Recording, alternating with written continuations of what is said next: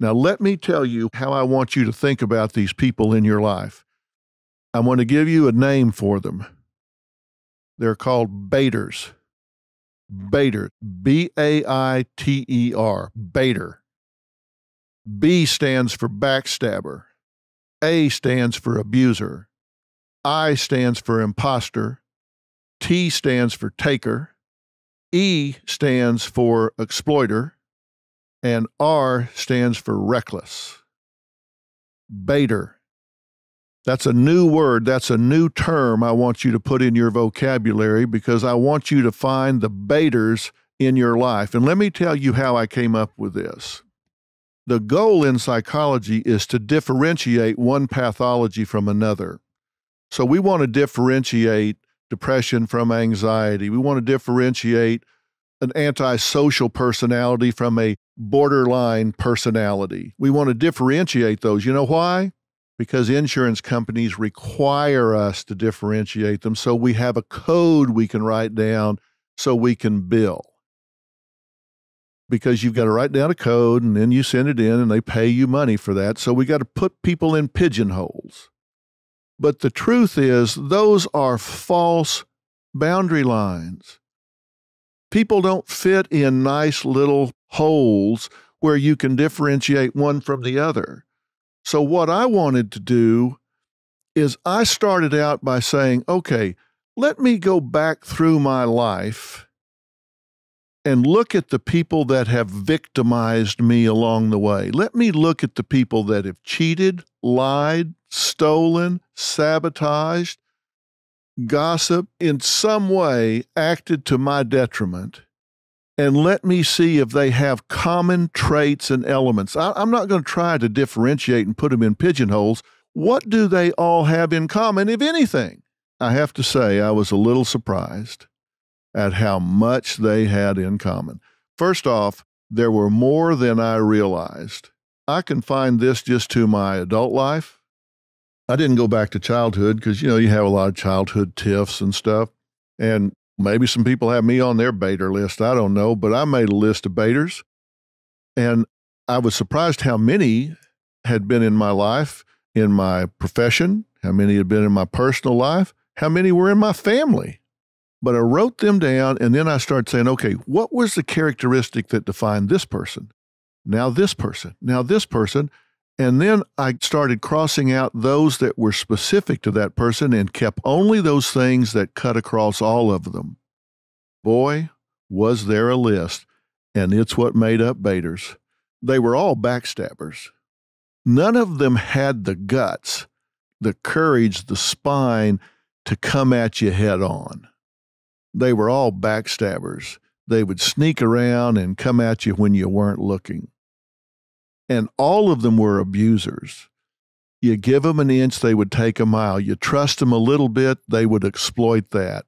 You give them a little bit of access to your life, they would really get inside and just take advantage of everything you gave them access to. They were all imposters. None of them were who they presented themselves to be. They all had a false presentation. Nobody came as who they really were. They all had this facade that they put out, pretending to be somebody they weren't. You can divide people in a lot of categories, givers and takers. And every one of these people was a taker. When you looked at the pattern of your relationship with them across 1 year, 2 years, 5 years, they were takers. They were always taking, and never giving anything back. And they were all exploiters. No matter what situation you put them in, they always found a way to make it benefit themselves. Didn't matter what the cost was to you, they would cause you to lose $10,000 to make $500 for themselves. They would cause you to lose a job to put themselves in a good light with somebody they thought could maybe help them down the line. And they were all reckless. They were reckless with your name. They were reckless with your relationship. They were reckless with your property. They were reckless with your money. They were reckless with your children. They were reckless with your relationship. It didn't matter. They were just reckless with anything that had to do with you. Now, think about that. What people do you have in your life that fit into that category? Backstabbers, abusers, imposters, takers, exploiters, reckless. Write it down. These are people for whom the means are justified by the end. You know, I've always said integrity means you do the right thing when nobody's looking. But for a baiter, it just means they have free rein. Nobody's looking. They can do whatever they want. It just makes it easier for them. Who in your life is that way? Let me give you a simple example. Now, you think life is fair, and let's say that you and another lady at work, you're both up for a promotion. And you're thinking, well, the thing to do is just work hard, put my best foot forward. I'll stand on my work. I'm good with that. I'll just let my work do the talking for me. And when I get a chance to do the interview, I'll do it. I'll just throw my hat in the ring. Let me tell you what a baiter will do.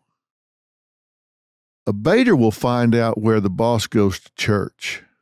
And a baiter will show up at the boss's church and just inadvertently run into the boss and say, "Oh, Mrs. Jackson, I didn't know you went to church here. It's so good to see you. How's everything?" And they just manipulate the situation to get some face time with the boss one-on-one. Compliment the boss, play up to the boss. It's a manipulation. It's getting outside the workplace to create some intimacy, some extra exposure. Now, is that cheating? Well, I don't know. In court, we call that ex parte. If one lawyer meets with the judge without the other lawyer there, that's a violation of ethics. But in life, we don't have that rule, so somebody just might go ahead and do that. They find out what their patterns are. They find out what their interests are. They just start creating all these intersections in life with the boss where they create a familiarity. They just might turn the conversation to you, backstab you just a little bit. And they might do it in a backhanded way, and it'll seem like faint praise or something, and say, "I was actually late getting here today because I had to finish up a project at the office. I mean, I was doing it with Cheryl, but I don't know. I guess she just went MIA. I mean, maybe you know, I don't know, but I'm not saying about her. I'm just saying that's why I came in late. They just find a way to just kind of work it around. They're just really, really good at manipulating the situation. So who in your life just always seems to manipulate things? Who in your life is an imposter? They present things one way, but not another.